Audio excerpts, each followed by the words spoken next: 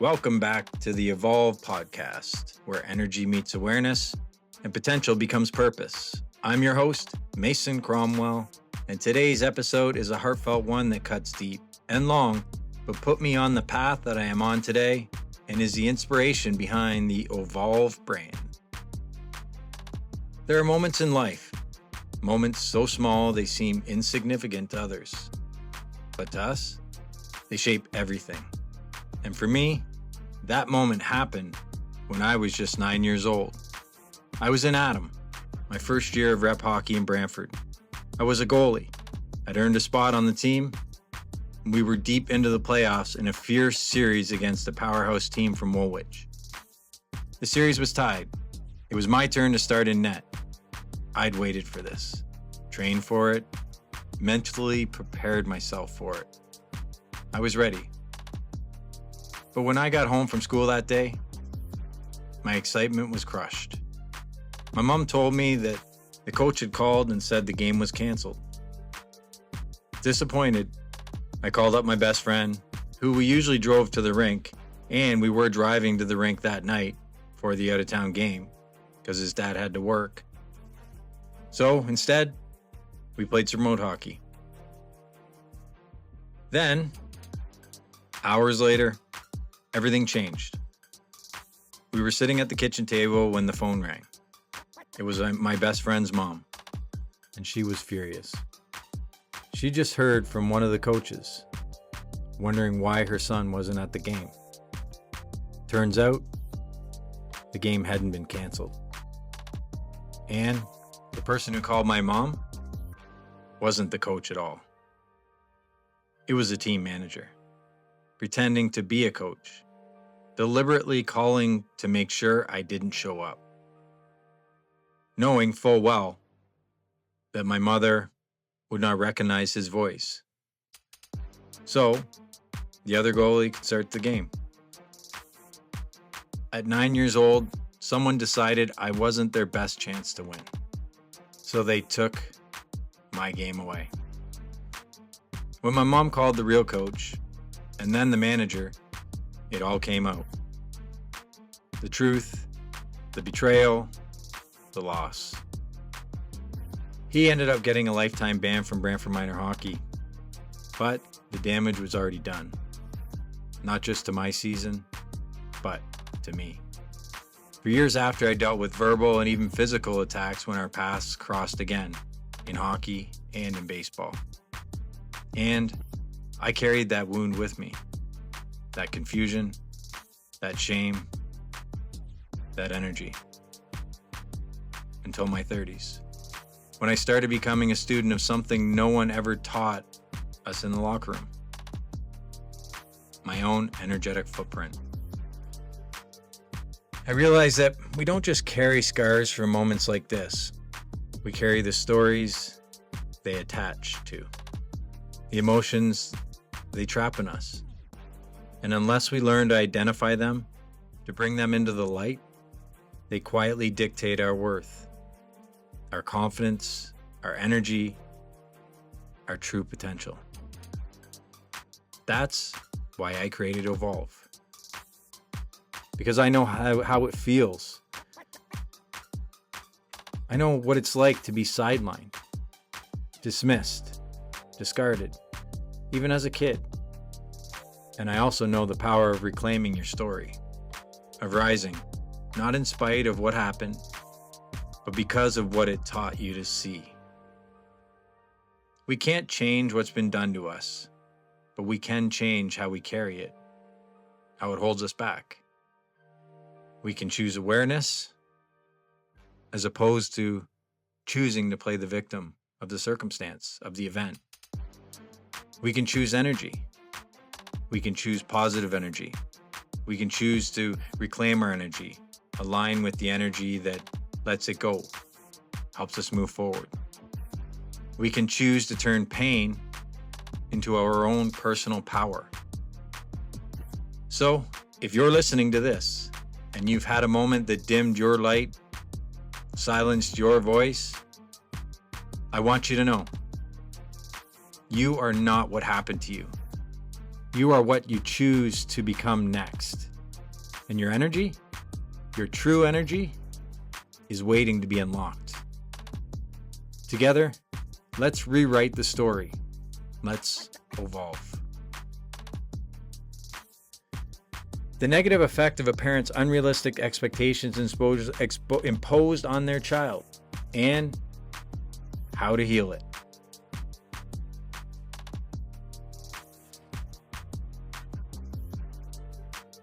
All right, let's dive into this episode. The negative effect of a coach's, parents, family members, friends' unrealistic expectation imposed on child, athlete, family member, anybody, and how to heal it. Featuring insights from the powerful Dr. Joe Dispenza. When it shows up in sports, school, or life, when a child is made to feel like they're only worthy if they meet someone else's expectations, the damage can echo for years. So today, let's unpack how those wounds form and how we can break the cycle. As Dr. Joe Dispenza says, you can't create a new future while you're living in the past. So let's begin. Let's start with the root of expectations. It often starts with love. A parent wants the best for their child. Coach wants the best for their athlete. Friend wants the best for their friend. But somewhere between love and fear, guidance and control, something shifts. Maybe it's the unfulfilled dreams of that person, of the parent, of the coach, of the family member, of the friend. Maybe it's a cultural definition of success. Maybe it's fear. Fear that their athlete, their child, their friend won't be enough without applying pressure. But that pressure, it doesn't inspire growth. It creates energetic debt. Athletes absorb energy before they understand language. They don't just hear, you need to win. They feel, you're only loved, you're only enough, you're only validated when you win or if you win. Dr. Joe teaches that our subconscious mind is programmed by repeated emotional experiences, especially in our early years. And when a child constantly experiences love as conditional, that becomes a hardwired belief. I must perform to be loved. I must succeed to be seen. That's not guidance. That's performance-based identity. This comes with consequences. The consequences are, this belief system can create lasting patterns of consequences such as chronic anxiety or perfectionism. You just can't do enough. Nothing is ever enough, which creates anxiety. They need to be perfect. They can't make mistakes. The disconnection for their own joy or inner voice of what they want, how fulfilled they are, the joy of playing the sport, the passion that they have. They'll acquire low self-worth, even in moments of success, moments that should be valued, cherished. A fear of failure, so deep that it stifles growth, because you can't grow without failure. You're going to fail a lot more than you're ever going to succeed. The success comes in what you learn from each of those failures. Emotional numbness or burnout, becoming detached from playing the sport, becoming detached from the love and the emotion that you had for playing the game. An athlete may begin by loving the game, but as expectations pile up, that love turns into duty. Joy becomes judgment.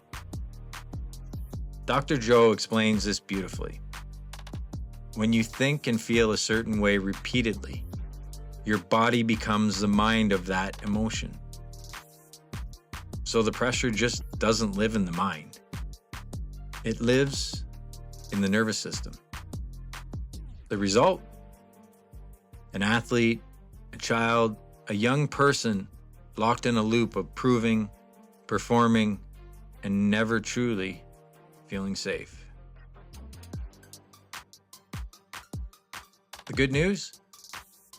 We all have the ability, we all have the potential to break the cycle. Breaking the cycle, it's reversible. We can break it, but it begins with awareness. The awareness, recognizing that it's hindering you.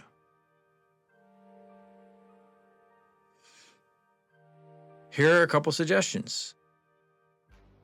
See your athlete, your child, your friend as their own soul, not a reflection of your unresolved desires.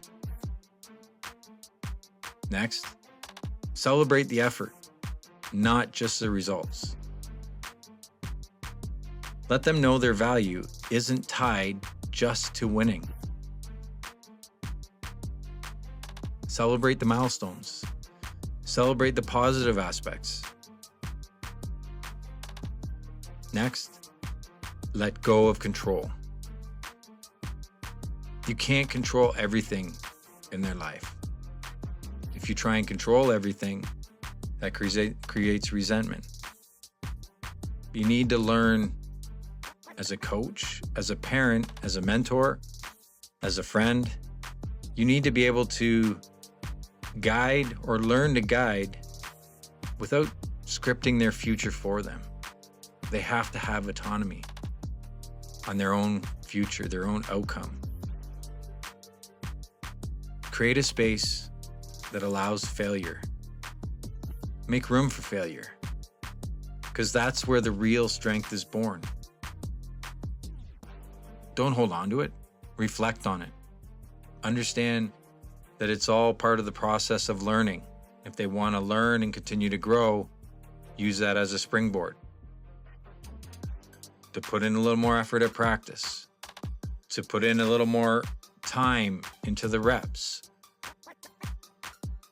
Teaching them to let go and move on is pivotal in helping them, empowering them to become successful on their terms if they truly want it. Dr. Joe says, if you want a new outcome, you'll have to break the habit of being yourself and reinvent a new self. So let's ask yourself, am I encouraging their spirit or managing my fears, my expectations through their results? Healing begins when parents, coaches, mentors, friends, family evolve their own energy. So, their athletes, children, friends don't inherit limitations disguised as love, support. Last but not least, a final message for the athletes and all the kids listening.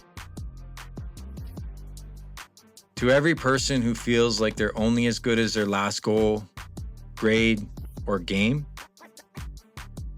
here's what I want you to know. You are not your results.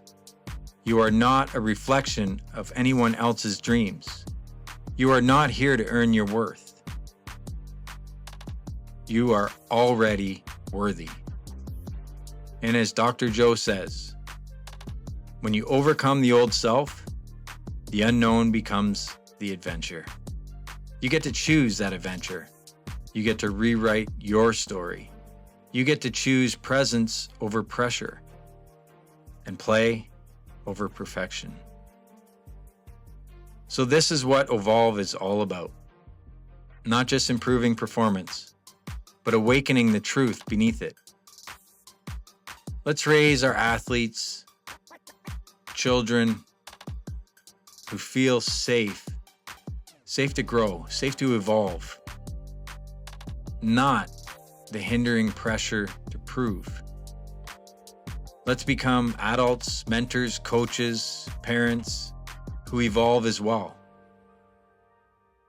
so they don't have to heal from our unhealed wounds.